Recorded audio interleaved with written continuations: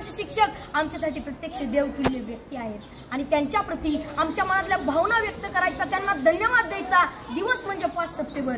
चिखलाच्या गोळ्याला आकार द्यावा लागतो, सोन्याला सुद्धा भट्टीत तापावं लागतं, दगडापासून जर मूर्ती घडवायची असेल तर त्याला सुद्धा टाकेचे गाव सोसावे लागतात. आणि तसंच जर मनुष्य नावाच्या प्राण्याला सुसंस्कारी माणूस घडवायचा असेल ना, बनवायचा असेल ना, तर त्यासाठी शिक्षण आणि शिक्षक दोन्ही गरजेचे असतात, तेव्हाच सुसंस्कारी माणूस तयार होतो.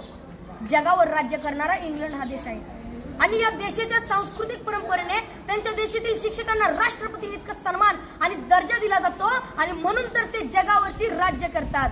ज्याला क्रिकेटचा देव मानलं जातं तो मास्टर ब्लास्टर सचिन तेंडुलकर. त्याला प्रसार माध्यमांनी प्रश्न केला की तुम्हाला एवढी बक्षीस मिळाली, तेवढे पुरस्कार मिळाले, तर त्यातलं तुमच्या आवडीचं बक्षीस कोणतं?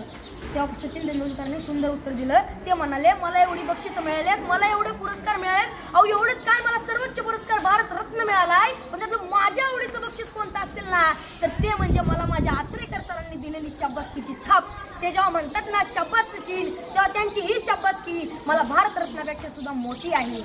जी माणसं आपल्या जीवनात मोठी झाली त्यांनी आपल्या आयुष्यातील मोठेपणाचं यशच श्रेय आपल्या शिक्षकांना दिलंय.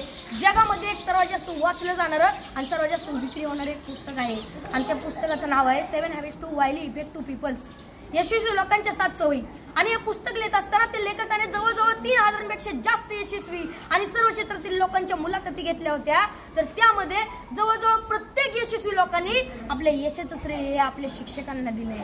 मनाच्या मोठेपणाचं सर्वात मोठं उदाहरण आपल्या शिक्षकांनी आपल्याला केलेल्या सहकार्याबद्दल कृतज्ञता व्यक्त करणे आणि मनाचा सर्वात मोठा खोटरडेपणा आहे की आपल्या शिक्षकांनी आपल्याला दिलेल्या ज्ञानाबद्दल जाण आणि कृतज्ञता नसणे. अशी माणसं फार मोठी होत नाहीत आणि पुढे जाऊन ती तोंडावर पडतात. असंच एका मनाच्या मोठेपणाचा एक मोठा प्रसंग या ठिकाणी मला सांगावा असं वाटतो.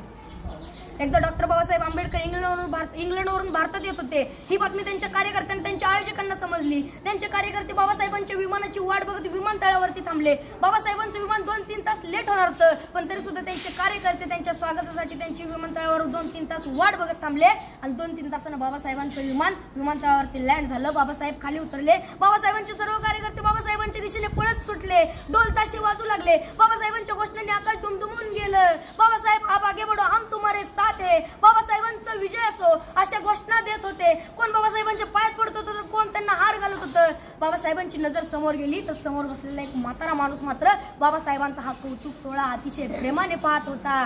बाबासाहेबांनी गर्दी बाजूला सारली आणि तडकन त्या म्हाताऱ्या माणसाकडे गेले आणि आपलं डोकं त्या म्हाताऱ्या माणसाच्या पायावर ठेवलं. त्या क्षणी सर्व लोक आश्चर्यचकित झाले.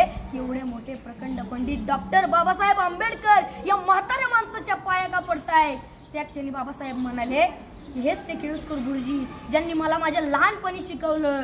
गुरुजींना लहानपणीचा भेंबडा आठवायला लागला. मळलेली कपडे, फाटलेले दप्तर, फुटलेली पाटी आणि एवढं ते पोर वर्गाच्या बाहेर बसून वर्गात शिक्षकांनी शिकवलेला शिक्षणाचा एक कण एखाद्या चातक पक्षाप्रमाणे वेचत होतं. वर्गाच्या बाहेर बसून शिकला होता. त्याच्याकडे पाहून ब्राह्मण मास्तर हसला होता, कारण त्याला माझ्या भीमामध्ये उद्याचा ज्ञान सूर्य दिसला होता.